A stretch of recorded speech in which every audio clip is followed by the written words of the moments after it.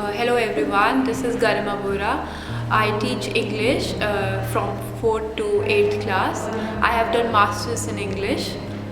I am currently teaching English at Surya School, Sector 56. So discussing how English is important in our daily life. So I suppose in the ancient times or suppose in the 90s and early 20s. So what were we used to do? We used to think in Hindi and then we used to translate English. And now the times have changed. And now the students, because of the advanced technology and because of the better information and technology, we are more aware how to use English. And now we do not just think, we see everything in English now. We do not have to translate English. So earlier, let's take the example of our parents. So our parents used to, even when they interacted with other people who knew English, so they had difficulty speaking the language because in their mindset, they could only speak English after translating it from Hindi. But now the times have changed.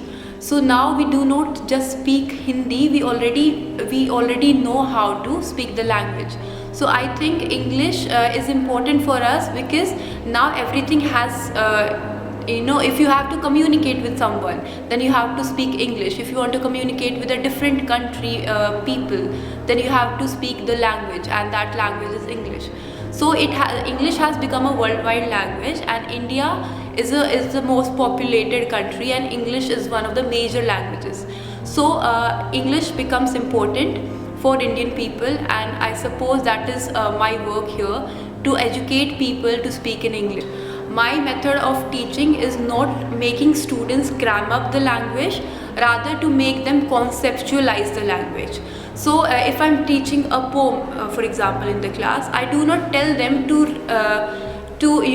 discuss each and every word. I tell them to read the poem twice or thrice, and then if you do not understand the crux of the poem, then you go back to the words. So my way is to analyze the poem, to understand the poem on your own without knowing the words first. So earlier when our parents used to read, or when they were in school, they used to cram the words. So they were given 10 or 15 words and they had to learn them, and that is how they knew English. But now the learning methods have changed. Now we tell them to read the poem twice or thrice, and then I tell them that did you understand the poem? If they understood the main idea of the poem, I think that does the work. So and then comes the words, because you do not need to know each and every word of the poem, because you cannot learn 1,000 words, and that would just take the time, and you cannot memorize each and everything in poem, because this is not our native language. So yes, my method is to conceptualize the language and to make it easy for them. Coming to the classes, so from class 4th, English becomes the major subject. Earlier, from nursery to 3rd, I think we just learn some words or some common grammar rules. But from 4th, the grammar becomes advanced, and the students have to focus on the grammatical parts, because without grammar you cannot speak English. So I think 4th class becomes important in terms of English, because now they are going into the world of English.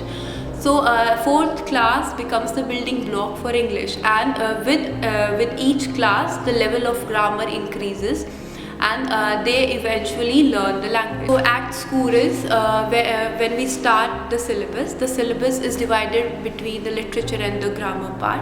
Earlier we start with literature, we teach 2 or 3 chapters, and then we move to the grammar section. The literature that we have studied, then we move to the grammar section with the same grammar rules.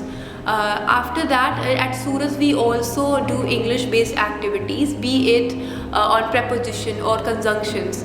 So we try to involve the students using art and craft, and we use that to make them understand the language more. At Surya we tell students to initiate the conversation, to initiate any activity. We tell them to participate in activities, in group activities, and we tell them to take the initiative.